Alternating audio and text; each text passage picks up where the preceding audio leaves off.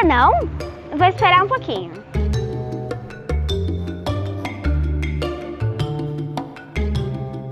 Pronto? Já deu like? Então agora é só você se inscrever no canal. Ative o sininho, tem vídeo toda semana. Olá, crianças! Tudo bem com vocês? Estamos aqui para mais uma aula especial. Vamos fechar os nossos olhos e pedir que o Senhor nos abençoe? Feche os seus olhos. Senhor, te agradecemos por esse momento que podemos estudar a Tua Palavra. O Senhor nos ajude a cada dia mais compreendê-la e praticar nas nossas vidas, no nosso dia a dia. Em nome de Jesus, amém. Crianças, ontem foi o dia 31 de outubro e comemoramos o dia, vocês se lembram? Da Reforma Protestante. Quem respondeu está certinho. 503 anos da Reforma Protestante. Essa Reforma Protestante teve um personagem muito importante. Deus usou um homem, Deus falou ao coração deste homem. Vocês se lembram quem era? Isso mesmo, olha lá. Martinho Lutero. Ele fez aquele movimento naquela época para reformar a igreja. Ele queria melhorar a igreja, né? E ele então foi aquele que colocou na porta da igreja 95 teses. E dessas 95 teses, nós estudamos ontem os 5 pilares. Vocês se lembram quais são os 5 pilares da reforma? Eu vou mostrar para vocês. Somente a fé. Somente pela fé, Lutero entendeu que podia ser salvo, né? Aquele castigo, aquele pecado que ele tinha pesava tanto na vida dele e ele entendeu que o justo viveria pela fé. Ele também entendeu que a salvação era de graça, somente pela graça, era um presente de Deus, que ele não precisava fazer nada, fazer sacrifícios, penitências, porque ele era salvo pela graça, né? Então é um favor de Deus com relação à nossa vida. Daí então ele também entendeu que era somente as escrituras, né? Naquela época as escrituras estavam abandonadas. O povo não tinha acesso à escritura e ele falou que precisava voltar às escrituras. Ele também falou sobre somente Cristo. Somente através do sacrifício de Cristo podemos ter a salvação e estarmos ligados novamente a Deus, justificados diante de Deus. E somente glória a Deus, porque Deus é o autor da nossa salvação. Deus enviou seu Filho, que é o nosso mediador entre Deus e os homens. Então esses são os 5 pilares da fé. Mas também acontece pelo mundo uma festa que muitas vezes é levada como brincadeira, uma brincadeira inocente. Mas nós, crianças de Jesus, precisamos estar bem alertas com relação a essa festa, que é o Halloween. Então, também no dia 31, eles param para festejar esta festa aqui de Halloween.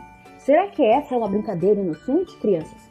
Será que essa é uma festa que nós cristãos, que as crianças cristãs devem praticar? Pense em você. Qual é a sua resposta? Vamos ler um texto? Efésios capítulo 5, versículo 8 a 13, diz assim: Pois outrora erais trevas, porém agora sois luz no Senhor, andai como filhos da luz, porque o fruto da luz consiste em toda bondade e justiça e verdade, provando sempre o que é agradável ao Senhor. E não sejais cúmplices nas obras infrutíferas das trevas, antes, porém, reprovai-as. Porque o que eles fazem em oculto, o só referir é vergonha, mas todas as coisas, quando reprovadas pela luz, se tornam manifestas, porque tudo que se manifesta é luz. Então, crianças, se nós formos estudar sobre o Halloween, a origem dessa festa, nós vamos perceber que essa festa não é uma brincadeira tão inocente como às vezes a gente vê no nosso meio, nas escolas, não é verdade? Essa festa começou na Irlanda, lá na Europa, há muito tempo atrás. E essa festa, ela traz muita referência a quê? Você já viu alguma decoração? Já viu alguma coisa? É isso mesmo, olha lá. Esta festa dá referência a bruxas. É isso mesmo. Nós vemos muitas caracterizações, fantasias de bruxas nessa época, nesse dia do Halloween. Então é uma promoção, é uma celebração às bruxas. Era uma celebração popular, que hoje tem as fantasias das bruxas. Mas nós vamos ver aqui no texto que lemos, no outro texto também, que Deus, ele reprova essas festas, reprova a bruxaria, reprova a feitiçaria. Não é verdade? A gente tem que analisar na palavra de Deus. E lá em Deuteronômio 18, 10 e 11, nós vamos ver esse texto, Deuteronômio 18, que Deus reprova a feitiçaria, a bruxaria, a consulta aos espíritos, aos mortos, às almas e visões, consultas aos mortos. Não, Deus reprova isso. Então, nós vamos estudar a palavra de Deus e entender que o Halloween, a origem do Halloween não é boa. A origem do Halloween são histórias de trevas, histórias de bruxas, histórias de almas, histórias de morte. Não é verdade? Você vai ver toda a decoração e vai perceber que esta festa celebra os mortos. E ela foi justamente escolhida nesse dia 31 para celebrar e dar referência ao dia de finados, que é o dia dos mortos, em alguns calendários, que nós não comemoramos. Não é verdade? Então, para que nós vamos celebrar a morte? Não é verdade? Não precisamos celebrar a morte, porque a morte, Jesus já venceu a morte. Jesus é o Senhor da vida, né? Ele não é o Senhor dos mortos, ele é o Senhor da vida. Ele nos chamou da morte para a vida eterna.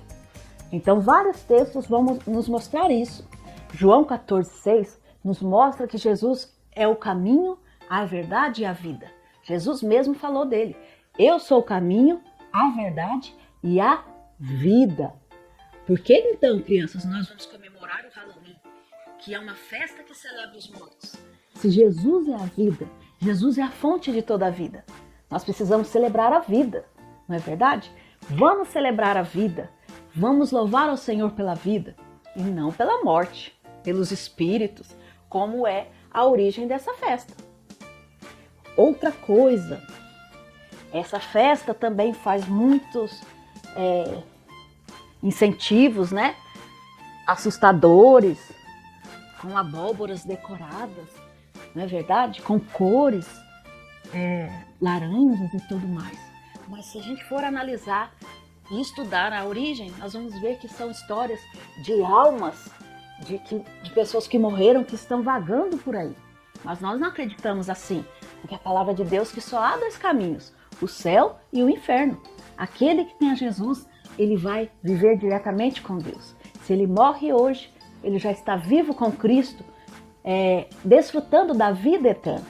Então não tem almas que ficam vagando por aí, que ficam no nosso meio. Não, ou ela foi para o céu ou ela foi para o inferno. Entenderam? Então não precisamos pensar ou celebrar almas que estão vagando, ou mesmo fantasmas. Essa festa dá muita ênfase aos fantasmas, né? À noite, às escuridões, à escuridão. Mas lemos o texto agora. Pois outrora éreis trevas, porém agora sois luz no Senhor. Se eu e você temos a Jesus Cristo, nós somos luz e não trevas. Não precisamos ter medo de escuridão. Não precisamos ficar lá pensando em fantasmas ou celebrando os fantasmas. Porque Cristo é luz. Ele nos chamou das trevas para a luz. Hoje eu e você que crê em Cristo, nós somos luz. Então nós vamos celebrar a luz, celebrar a Cristo, que é o Senhor de toda a luz. João 8,12 fala assim, que nosso Deus é luz e não trevas. Jesus é a luz do mundo. Para que nós vamos celebrar os fantasmas e as trevas? Se Jesus é a luz do mundo, o mundo precisa de luz, que é Jesus. A luz do mundo é Jesus. Eu e você temos que pregar e praticar quem é a luz do mundo. E não ficar dando ênfase a essas festas de fantasmas que nos traz terror. Não é verdade? Então, o Halloween também, ele se refere muito ao terror. Mas isso não pertence a Deus, isso não é de Deus. Né? Deus é aquele que nos traz paz, é aquele que nos chamou das trevas para a luz. Hoje nós vivemos na luz, nós não precisamos ter medo, ter terror nenhum, porque Jesus nos dá a luz. Ele é a própria luz do nosso caminho, a luz do mundo. Então, devemos, de fato, abominar, não aceitar essas práticas do mundo, essas práticas que não são cristãs. Devemos ficar longe e não nos contaminarmos com isso. A nossa mente e o nosso coração. Na nossa mente e no nosso coração deve ter a presença de Jesus Cristo, porque Ele é a vida, é a fonte de vida. E o texto que lemos vai nos falar isso. Efésios 5:11, nesse versículo específico diz, né? E não sejais cúmplices nas obras infrutíferas das trevas. Olha só, nós não vamos compactuar, nós não vamos ser cúmplices com essas obras que são infrutíferas. Essas obras não trazem nada de bom. Elas podem te assustar, elas podem trazer coisas ruins para a sua mente, sentimentos ruins para o seu coração. Então nós não vamos ser cúmplices dessas obras infrutíferas. Não traz fruto algum, como diz o texto. Então, antes, porém, reprová-las. Nós vamos reprovar essa festa, esta celebração, essa brincadeira que não é nada inocente. Cristo te chamou das trevas para a luz. Ele é a luz do mundo. Jesus é a luz do mundo, é a fonte da vida. Que eu e você possamos tomar a decisão certa e não aceitar as obras infrutíferas que a gente vê por aí. Não é nada inocente, mas é algo que desagrada a Deus. Nós temos que pensar, o que glorifica a Deus? Será que glorifica a Deus o Halloween? Provável que não, porque em toda a sua origem nós vamos estudar que isto aqui, o Halloween, é uma celebração aos mortos e não é um culto a Deus. Em Êxodo 20, nós vamos ver que somente podemos prestar culto e adoração ao nosso Deus. E todo o nosso ser deve glorificar o Senhor. Que você tenha aprendido essa lição e que você possa praticar na sua vida. Vamos fechar os olhos e orar? Senhor, obrigado pela tua palavra. Obrigado que o Senhor tirou, ó Pai, a gente das trevas e nos trouxe para a luz. E hoje podemos te servir, porque tu és o Deus da vida. O Senhor morreu, mas ressuscitou. Em nome de Jesus é que oramos e agradecemos. Amém. Que nós possamos então, crianças, adorar a esse Jesus que está vivo. Que Deus te abençoe e fique com Deus. Tchau. Bom dia, irmãos, graça e paz, toda honra, toda glória, todo louvor ao nosso Deus. Vamos a mais um estudo da nossa EBD. Nesse dia nós vamos trabalhar o livro de Judas, a Epístola de Judas. Vamos à batalha. Esse é o nosso convite, a nossa exclamação, esse é o nosso chamado para esta lição de hoje. A nossa lição, ela vai trabalhar na Epístola de Judas, do capítulo 1, só capítulo que tem, né? E do versículo 1 ao 25. Nós vamos estar trabalhando. Aí está, vamos à batalha, texto básico Judas 1, versículo 1 a 25, que nós vamos ler agora. Diz assim: prefácio e saudação. Judas, servo de Jesus Cristo, irmão de Tiago, aos chamados, amados em Deus Pai e guardados em Jesus Cristo, a misericórdia, a paz e o amor vos sejam multiplicados. Amados, quando empregava toda a diligência em escrever, acerca da nossa comum salvação, foi que me senti obrigado a corresponder-me convosco, exortando-vos a batalhardes diligentemente pela fé que uma vez por todas foi entregue aos santos.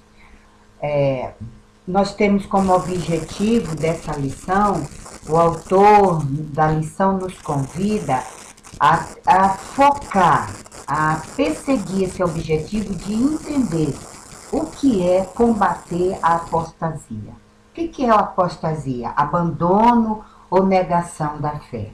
Então, esse é o principal convite que vai permear e mediar todo o nosso estudo. O que leva uma pessoa a abrir mão da sua fé? Né? O Novo Testamento apresenta alguns motivos. Um deles, a perseguição. Você pode ver em Mateus 24, 9 a 10. Falsos profetas, também para depois você procurar ler Mateus 24, 11 e 12. Amor ao mundo. 2 Timóteo 4, 10. E 2 Timóteo 4, 10 é interessante você estar refletindo esse amor ao mundo. Negligência, Hebreus 2, 3, e talvez questões religiosas, Hebreus 6, 4, 5. Então, nós estamos apresentando talvez, provavelmente, alguns motivos que leve uma pessoa a abrir mão da sua fé. E aí, a gente tem que começar a perceber, queridos, que tudo começa de forma muito sutil. Tudo se dá de forma sutil e, de repente, a pessoa nega a fé. Rejeita a sã doutrina. Né? 1 Timóteo 4, 4:1 vai falar dessa rejeição da sã doutrina. E é interessante nós lermos junto aqui 1 Timóteo 4, e para nós entendermos. Ora, o Espírito afirma expressamente que nos últimos tempos alguns apostatarão da fé, por obedecerem a espíritos enganadores e a ensino de demônio, pela hipocrisia dos que falam mentiras e que têm cauterizada a própria consciência. Por isso temos que tomar cuidado, por isso temos que estar alertos. Outra questão que nós precisamos tomar cuidado, deixar de ir à igreja e passar a amar o mundo. Né? Muitas das vezes nós vamos nos deixando levar pelas coisas aparentemente muito inocente e muito pequeno, e vamos nos deixando levar por questões assim, e quando nós nos percebemos, nós já não temos vontade de ir à igreja, não temos mais vontade de adorar ao Senhor, e o mundo está muito mais presente em nós do que o amor de Cristo. Muito cuidado. A outra questão que pode causar você levar a abrir mão da sua fé, esfriar no convívio de igreja, com irmãos, no ouvir a palavra, em tudo que é alimento espiritual. Outra questão que nós podemos pensar é que o verdadeiro cristão, ele pode sim abandonar a sua fé quando ele não começar a alimentar essa fé. E a pergunta que fazemos é: pode um cristão verdadeiro abandonar a sua fé, a sua salvação? Um apóstata é um falso cristão que não perseverou.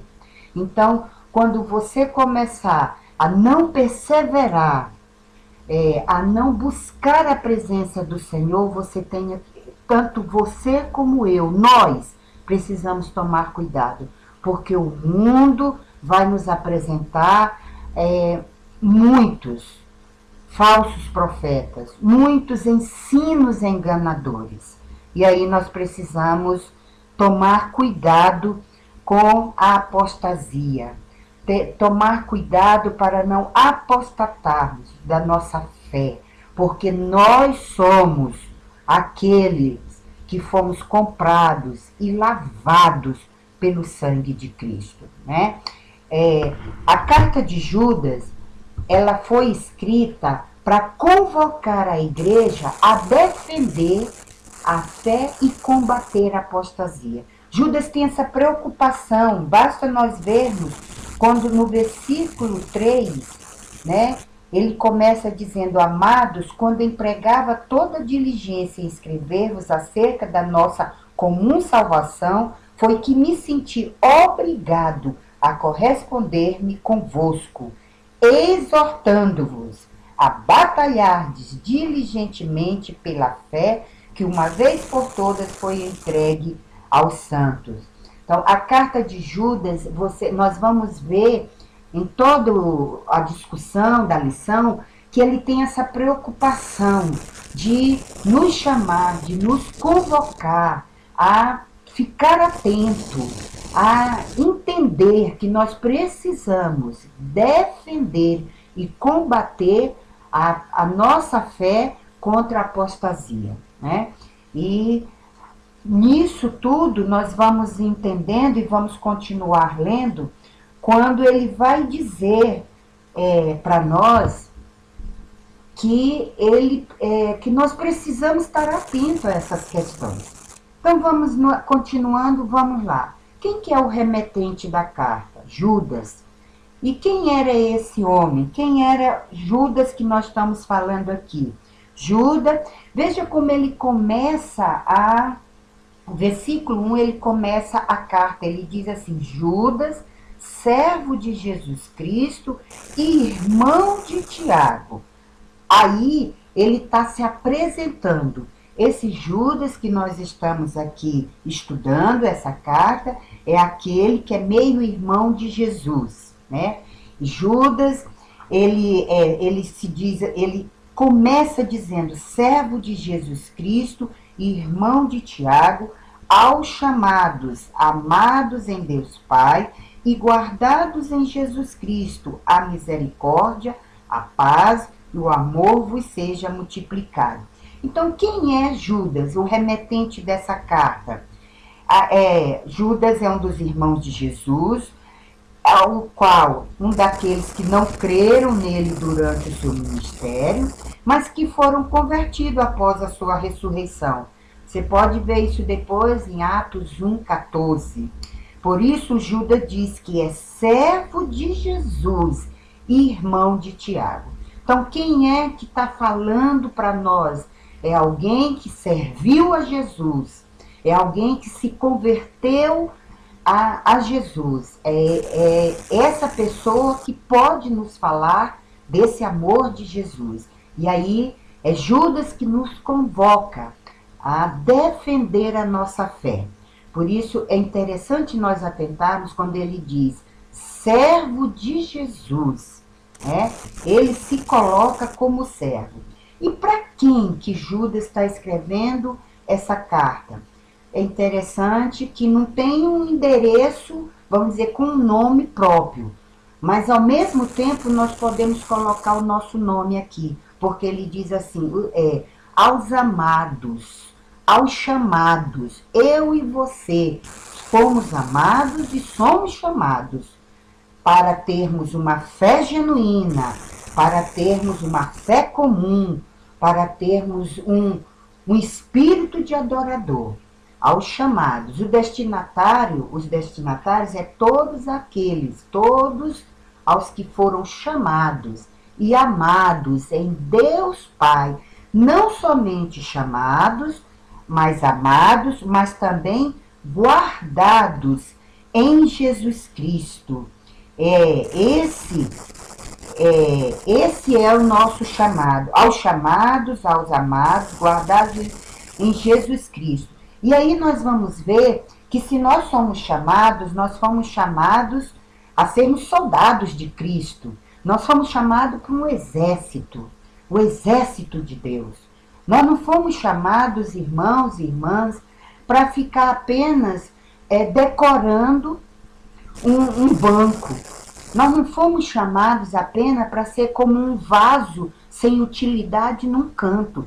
Nós fomos chamados para um exército, para uma batalha. Né? Nós fomos chamados para uma batalha, para um exército, e esse exército é o de Cristo, para defendermos a nossa fé. E aí, nós chamamos a atenção que tem 3 características desse soldado de Cristo. Nós, eu, você, Igreja do Senhor. Eles são chamados por quem? Por Deus. Nós somos chamados por Deus. Uma pessoa, para fazer parte da igreja ou do povo de Deus, precisa ser chamado eficazmente pelo Senhor. Então é o Senhor que nos chama. E o chamado do Senhor é perfeito, é eficaz, promove mudança na nossa vida. A segunda característica, quem é que ele chama? Amados por Deus. O amor de Deus pelo seu povo é inigualável e incondicional. Então, é o amado, é aquele que ele amou primeiro, é que ele chama. Não somos nós que amamos o Senhor. Nós somos pequenos demais para amar primeiro. É Ele, foi Ele, por Ele, é que nós somos amados e chamados. Então é o amor de Deus, esse amor que é inigualável. Nada se compara a esse amor. E que foi incondicional, a ponto de dar seu único filho por nós. É este amor que é dado por nós. Nós somos esses amados do Senhor. Nós somos esses amados de Deus. A terceira característica desse soldado de Cristo é que eles são guardados por Deus. Eles são guardados. Todo cristão está seguro, guardado e protegido em Jesus Cristo. Depois leia em João 10, 28, 29. Todo cristão está seguro nas mãos daquele que o confiou a salvação, que deu a salvação. Está guardado e protegido debaixo do poder, da proteção daquele que amou primeiro a nós e deu seu Filho, Jesus Cristo. Então, nós somos protegidos e guardados. 3 características do soldado de Cristo. Ele é chamado, ele é amado e ele é guardado. Essas são as características. E é interessante que nós vimos que o autor faz uma saudação a esses destinatários, né, dessa carta. Ele diz: a misericórdia, a paz e o amor vos sejam multiplicados. Olha que interessante. O que ele está desejando para nós, queridos? Que a misericórdia, a paz e o amor sejam multiplicados na nossa vida. Uma vez que nós fomos chamados, uma vez que nós somos amados, uma vez que nós somos guardados pelo Senhor, nós nos tornamos recipientes, aleluia, recipientes das grandes bênçãos de Deus. Por causa da cruz de Cristo, por causa da cruz, do sacrifício de Cristo na cruz, eu e você, nós podemos desfrutar da misericórdia, da paz e do amor de Cristo. Nós somos esses destinatários. É para nós que Judas está escrevendo essa epístola e a nós que está sendo essa convocação de exército convocado, animado, alegre no Senhor. Então vamos continuar ainda lendo. Vamos agora 3 lições que nós vamos entender para esse exército que foi convocado. Nós vamos tirar 3 lições para esse exército convocado, conforme você está vendo aqui na tela. Tinha um plano. Para Judas, a salvação não significa apenas ser livre do pecado. Olha só, toda essa questão da convocação, primeiro, tem um plano. A princípio, ele queria escrever um texto de encorajamento espiritual, tratando sobre a comum salvação, aquela, né, que é dada para nós. Quem compartilha da comum salvação participa também da fé comum. Então, ele tinha um plano para escrever para nós, para nos mostrar por que de sermos convocados para essa batalha. Veja comigo, a salvação não significa apenas livramento do pecado, mas é muito mais do que isso. É uma experiência do presente, é uma experiência do viver com Deus. Nesses momentos que nós estamos passando, de pandemia, de muita angústia, muitas das vezes nós estamos passando dor, né? Nesse momento também é momento de viver uma experiência muito presente com Deus, uma experiência do Deus que dá livramento, uma experiência do Deus que consola, uma experiência do Deus que ampara, que guarda. Aí ele também diz do futuro na presença de Deus. Nós vamos ver isso mais na frente, né? Sobre esses versículos, quando ele vai lá no versículo 23 e 24, nós vamos ler mais na frente, tá? Teve outra coisa que o autor tem quando convoca, ele teve uma percepção. Ele percebeu que o Espírito Santo queria que ele fizesse uma convocação para a luta espiritual contra a apostasia. Ele diz que se sentiu obrigado a escrever o que de fato o Senhor falaria ao coração dele. Veja comigo, ainda no versículo 3 ele diz: amados, quando empregava toda diligência em escrever-vos acerca da nossa comum salvação, foi que me senti obrigado a corresponder-me convosco, exortando-vos a batalhardes diligentemente, né, atentamente, pela fé que uma vez foi dada por todas, nos foi dada, né, e entregue aos santos. Então, ele diz que se sentiu obrigado a escrever para nós, nos dias de hoje, né, para aquele momento dele, mas para nós, nos dias de hoje, a entrarmos na batalha, na luta espiritual contra a apostasia, né? E aí essa convocação que é feita a nós, ele faz, quando ele escreve isso, ele quer exortar os seus leitores, que seria nós também, que cresçam no conhecimento e na verdade cristã, porque só assim poderia pelejar, poderia vencer a luta da apostasia, né? Paulo exorta também aos presbíteros, né, em Atos 20, 28 a 31, que vigiem o rebanho de Deus contra os lobos vorazes, Então, essa questão de estar atento às vãs filosofias, aos falsos profetas, a toda essa questão de enganação, já permeia todas as cartas de Paulo e chega até nós aqui na Epístola de Judas. Então, é algo que sempre vem nos alertando, chamando a nossa atenção para nós não nos deixarmos levar pelos falsos profetas. E nesses dias de hoje, queridos, não é diferente.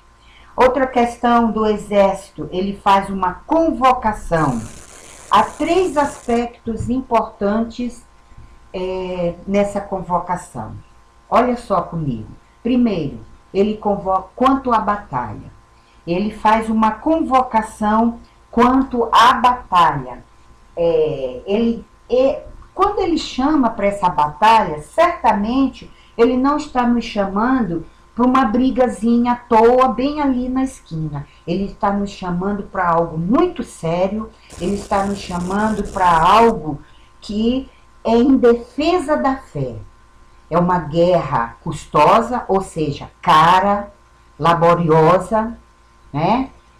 É uma guerra que não é apenas da visão secular, mas é no campo espiritual, né? E ele nos chama, e Paulo usa essa mesma palavra para descrever suas lutas espirituais. Quando ele vai dizer para nós, né, que tomemos cuidado, que temos que vencer a batalha, combater o bom combate, guardar a fé. É nesse mesmo olhar que Judas também está dizendo, olha, combata, olha, defenda a sua fé, olha, não deixa que ninguém escarneça do Deus que você serve.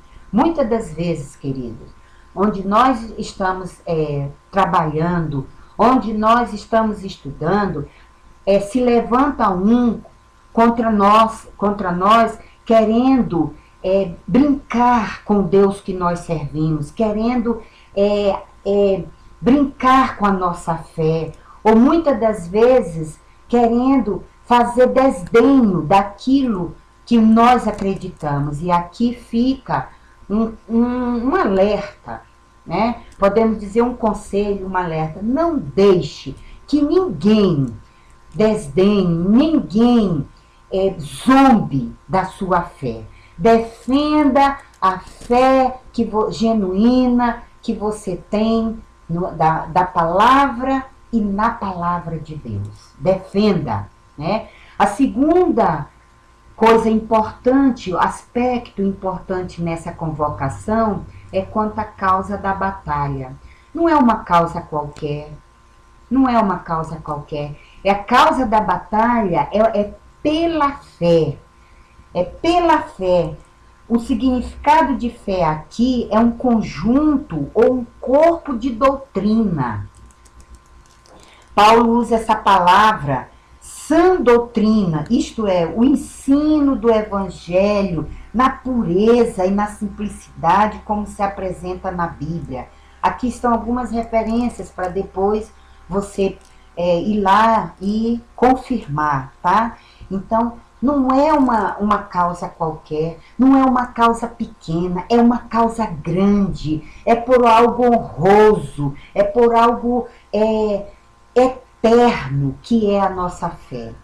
Fé, esse conjunto de corpo, de doutrina, essa sã doutrina a qual nós estamos aprendendo, nós temos aprendido. É por essa causa que nós vamos batalhar. É por essa causa que Judas está nos chamando, convocando para uma batalha, né? Tem outra coisa que nós vamos entender. A terceira característica é quando é o caráter dessa fé. Podemos destacar aqui 4 aspectos da fé. A fé é algo que nos foi dado. É algo que nos foi dado, né? O conteúdo da fé não é algo que foi descoberto pelo homem, inventado, mas revelado por Deus. Fé é algo que nos foi dado por Deus. Homem nenhum pode colocar fé em você, pode criar fé em você. A fé não é algo descoberto, inventado, não é coisa de homem, não é obra de homem, mas é revelação do nosso majestoso Deus. A fé nos foi dada uma vez para sempre. A doutrina dos apóstolos nos foi entregue e o seu conteúdo é invariável. Invariável. A Bíblia é o conteúdo da nossa fé e da nossa prática. A Bíblia é o conteúdo da nossa fé e da nossa prática. A fé foi entregue aos santos em Cristo Jesus. Não é propriedade de alguns ou de instituição religiosa. A fé é dos eleitos. Os eleitos, os comprados pelo sangue de Cristo, comprado na cruz. E a outra característica, a fé precisa ser defendida por cada cristão. Veja comigo, se a fé te foi dada por Deus, se a fé ela foi dada, entregue a você esse conteúdo que não há variação de dúvida, não há dúvidas. Se a fé foi entregue aos santos em Cristo Jesus, a nós eleitos, então essa fé precisa ser defendida por nós que somos corpo de Cristo. Nós precisamos defender, né? E aí, queridos, nós precisamos entender que quando nós nos colocamos na batalha, quando nós somos convocados e nos colocamos no campo de batalha, nós vamos ter inimigos. Vamos ter. E precisamos tomar cuidados com alguns perigos da apostasia. É por isso que eu trago esse slide para mostrar cegueira, para mostrar a questão de não saber para onde está indo. Cuidado, porque vão surgir inimigos, né? Vão se levantar inimigos para fazer tentar você a tropeçar, a negar a sua fé. O inimigo identificado, esse é o nosso próximo tópico. Judas faz uma identificação da apostasia, nós vamos ler no versículo 4, ele diz assim para nós: pois certos indivíduos se introduziram com dissimulação, os quais desde muito foram antecipadamente pronunciados para esta condenação. Olha como é que ele diz: homens ímpios que transformam em libertinagem a graça de nosso Deus e negam o nosso único, soberano e Senhor Jesus Cristo. Judas faz uma identificação dos apóstatas. Olha o versículo 4 que nós terminamos de ler. Judas também apresenta exemplos históricos de apostasia e como Deus os puniu, né? Olha só, nação de Israel. Na nação de Israel, o conteúdo, apostasia causada pela incredulidade. Nós vamos ver isso no versículo 5, que diz assim: Quero, pois, lembrar-vos, embora já estejais ciente de tudo, uma vez por toda, que o Senhor, tendo libertado um povo, tirando-o da terra do Egito, destruiu depois os que não creram. Então, nação de Israel, apostasia causada pela incredulidade. Os anjos caídos, no versículo 6, apostasia causada pela rebelião, né? Outra identificação, Sodoma e Gomorra, apostasia causada pela imoralidade sexual. Então, vocês vejam, e aí nós vamos aqui ainda na carta de Judas, nós vamos ver que ele fala sobre isso. Versículo 5 já nos disse, versículo 6 diz: os anjos caídos, acompanhe, e os anjos, qual não guardaram seu estado original, mas abandonaram o seu próprio domicílio. Ele tem guardado sobre trevas, em algemas eternas, para o juízo do grande dia. Apostasia causada por rebelião. Sodoma e Gomorra, apostasia causada pela imoralidade sexual. Versículo 7, como Sodoma e Gomorra e as cidades circunvizinhas que, havendo-se entregado a prostituição como aqueles seguindo após outra carne. São postas, para exemplo, do fogo eterno, sofrendo punição. Então, quando nós lemos a carta de Judas, nós estamos entendendo que ele aponta as identificações das apostasias daquele momento. Então, é algo que sempre foi preocupação para o povo de Deus, né? E que precisa ser preocupação para o povo de Deus hoje. Judas descreve também o perfil dos apóstatas que se infiltraram na igreja da sua época. Olha só, versículo 4 nós já lemos, dissimulados, né? O termo grego dissimulado significa insinuar-se secretamente, disfarçadamente, né? Ele já coloca, depois você pode ver em 2 Pedro 2:1. Outro perfil, homens ímpios. Versículo 4 também vai nos falar, homens ímpios, homens que sua forma de pensar e viver são de impiedade, é suja. A impiedade se revela numa vida de libertinagem e devassidão sexual. Então, muito cuidado, né? Muito cuidado. Outra característica ou perfil, sonhadores e alucinados. Nós vamos ver no versículo 8, ele diz, ora, estes da mesma sorte, quais sonhadores alucinados, não só contaminam a carne, como também rejeitam governo e difamam autoridades superiores. Estes homens pensam que têm conhecimento superior, queridos, mas são ignorantes espirituais. Eles não têm o Espírito Santo de Deus, né? E aí, duas consequências. Eles difamam o que não entendem e compreendem apenas pelos seus instintos. Esses sonhadores e alucinados, eles rejeitam as verdades de Deus e passam a confiar em loucuras. É o homem sem Deus.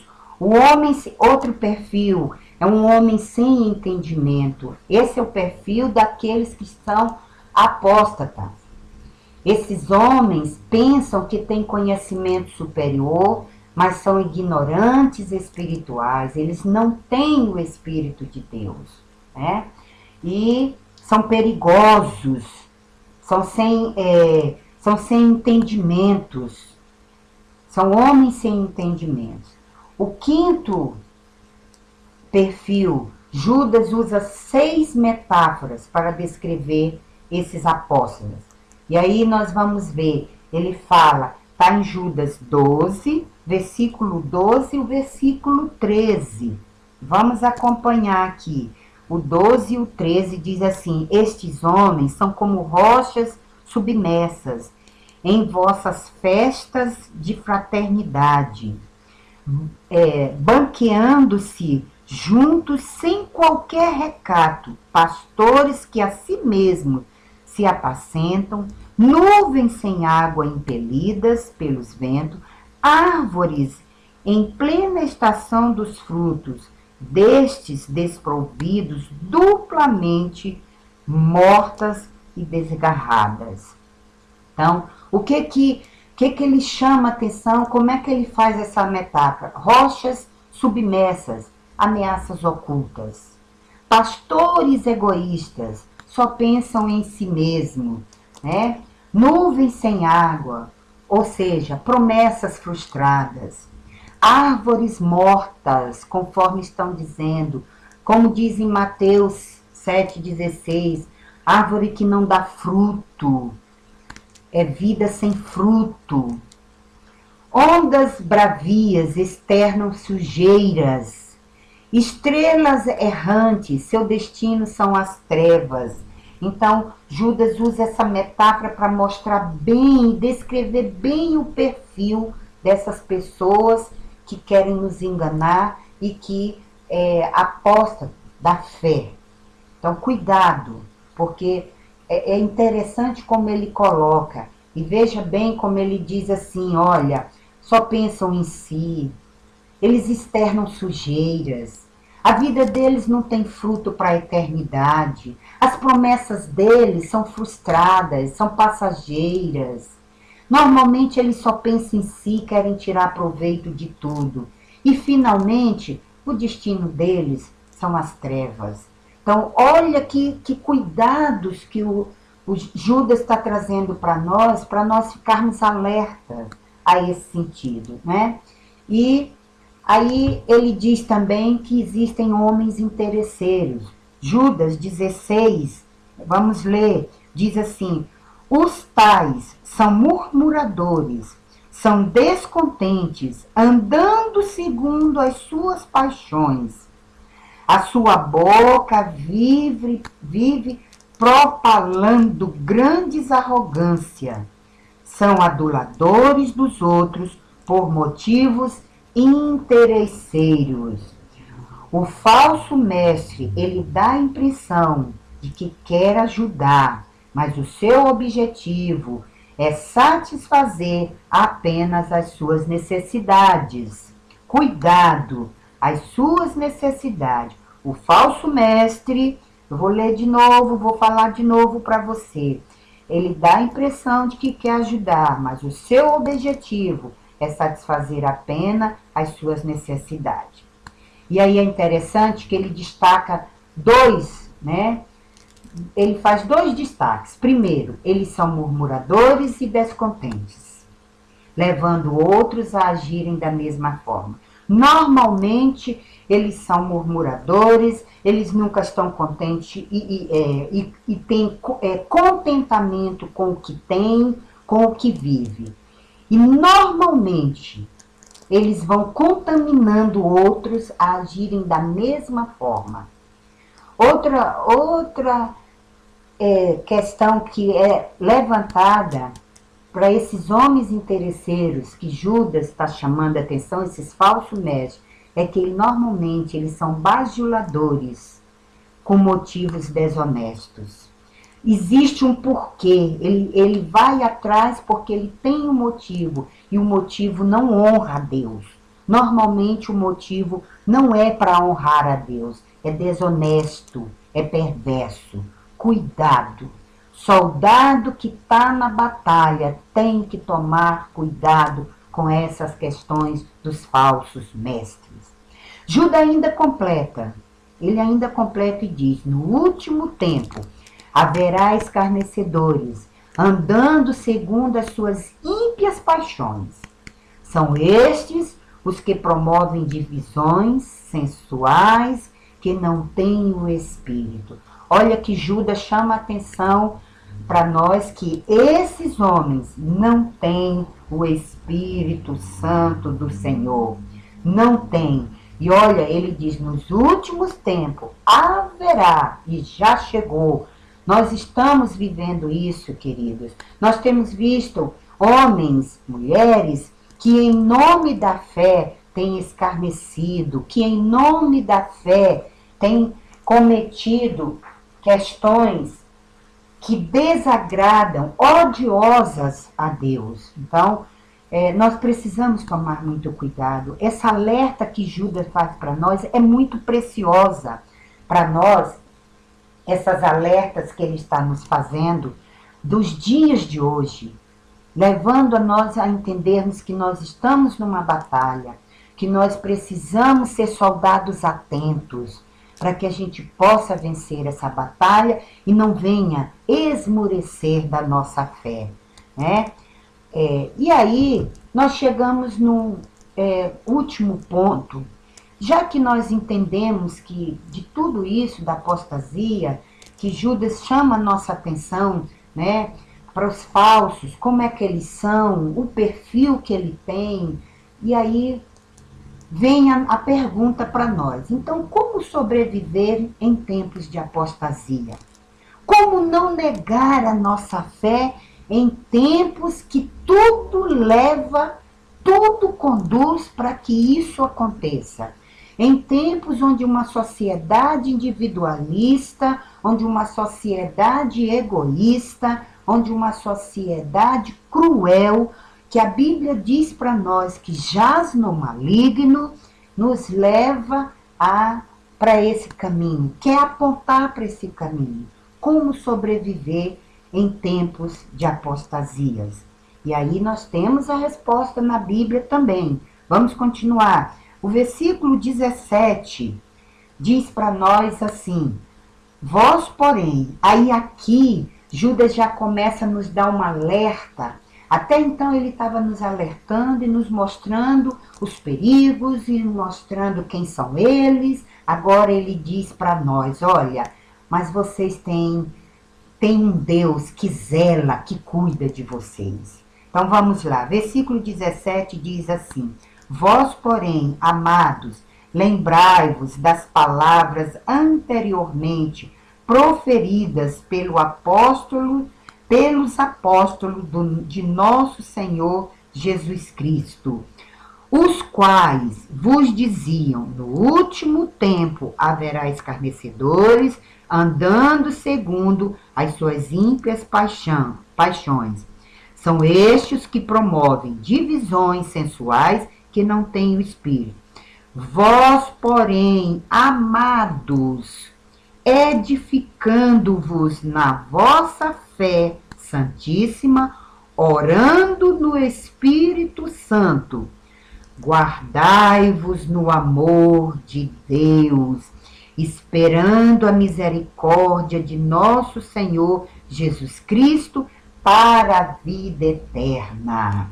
E aí ele diz: e compadecei-vos de alguns que estão na dúvida. Então, como sobreviver em tempo de apostasia? Lembrando do que foi recomendado para nós. Lembrando do que foi recomendado. Lembrai-vos, ele recomenda-nos que nos lembremos dos avisos da Bíblia. Versículo 17 que nós já lemos, né? Outra coisa que ele diz para nós: como sobreviver? Permanecendo firme, significa santificação. Permanecer significa crescer em santificação. Olha o versículo 20 que diz para nós: vós, porém, amados, edificando-vos na vossa fé santíssima, permanecendo na nossa fé, não abrindo mão daquilo que nós cremos. Outra forma de nós sobrevivermos em tempos de apostasia: compadecei-vos. O conselho de Judas é que a igreja tenha compaixão daqueles que estão sendo atacados pelos falsos mestres, pelos falsos ensinos. Olha como ele diz para nós: compadecei-vos de alguns que estão na dúvida. Versículo 23. Salvai-os, arrebatando-os do fogo. Quanto a outros, sede também compassivos em temor, detestando até a roupa contaminada pela carne. Olha que interessante, o conselho é de que nós tenhamos compaixão dos irmãos que estão sendo atacados por esses falsos ensinos. Que nós não só nos alertemos, como nós também possamos ajudar a outros, né? Ajudar. Outra questão que ele diz é adorai, né? Adorai. Então ele nos chama a lembrarmos do que a Bíblia nos ensina, ele nos chama a permanecer firmes, santos e inabaláveis, em vida de oração, de obediência, esperando Cristo Jesus para a vida eterna. Depois ele diz: compadecei-vos daqueles que estão aí, né, sofrendo, sendo atacados pelos falsos ensinos. E aí ele nos chama a adorar, ele nos chama a glorificar. ele nos chama a honrar, né? Versículo, nós vamos ler, e aí nós vamos ter 3 lições, porque nos versículos, versículo 24, quando ele nos chama a adorar, Judas encerra a sua carta com uma doxologia e que ele expressa louvor, honra e glória. E 3 lições nós podemos tirar. Adorai aquele que é poderoso para nos proteger de tropeçar. Adorai, em qualquer que seja o momento, mesmo em tempo de pandemia, mesmo em tempo difícil, mesmo em tempo de muita investida do maligno na nossa batalha. Adorai, porque ele é poderoso para nos proteger do tropeçar. A segunda coisa que nós entendemos, ele nos chama a adorar aquele que nos representará imaculados no tribunal de Deus. Vamos ler, versículo 24 diz assim: ora, aquele que é poderoso para vos guardar de tropeços e para vos apresentar com exultação, imaculados diante da sua glória.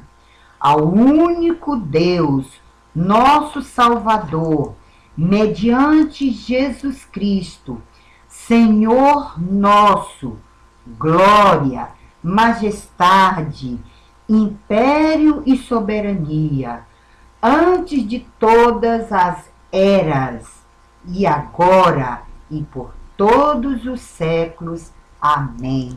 Ele nos chama a adorar porque ele é poderoso para nos proteger do tropeço. Ele nos chama a adorar porque ele nos representará diante do tribunal de Cristo, de Deus. E ele nos chama a adorar porque o adorar é o reconhecer a pessoa de Jesus Cristo, do nosso Deus. Adorai aquele que nos representará diante do tribunal. Adorai aquele que é digno. Quando nós o adoramos assim, olha, ao único, ao Salvador, ao Jesus Cristo, a majestade que ele tem, que ele é, a tudo que ele é, a sua soberania. Quando nós assim fazemos, nós estamos reconhecendo quem é o nosso Deus, a sua grandeza, a sua majestade. Então, queridos, nossa convocação é de batalha. Nós não podemos fraquejar agora. A convocação da epístola de Judas é para dizer para nós, somos servos de Jesus Cristo, estamos numa batalha, e a batalha é de defender a nossa fé, é de dizer para o mundo que nós somos lavados, comprados pelo sangue de Cristo, que somos chamados para glorificar o seu nome, que fomos chamados para sermos verdadeiros adoradores, em qualquer que seja o tempo, em tempo de pandemia, em tempo de alegria, em tempo de sofrimento, em tempo de festejar, em qualquer que seja o tempo, nós somos chamados a batalhar e a adorar em nome de Jesus. Que para tanto o Senhor nos ajude. Vamos orar e agradecer ao Senhor por este momento. Bondoso e eterno Deus, Pai de amor, queremos te adorar, te bendizer por tudo que o Senhor é, pela tua majestade, pela tua soberania, pelo teu amor, pelo teu cuidado para conosco. Pai, nós que estamos estudando essa carta, essa epístola de Judas, e que ele faz essa convocação de uma batalha para nós defendermos a nossa fé, aquilo que foi dada pelo Senhor a nós. Nós te pedimos que para tanto tu nos ajuda, Senhor, nos guarda, nos protege e nos fortalece, que nunca venhamos a duvidar da fé que nos foi dada, nunca venhamos a duvidar do amor do nosso Deus por nós, que nunca venhamos a duvidar que tu estás conosco em qualquer tempo, em qualquer hora, porque tu és o Senhor das nossas vidas e é o Senhor que irá nos representar na glória eterna, no tribunal eterno. No nome santo e poderoso de Jesus é que nós oramos. Amém. Fiquem na paz, queridos.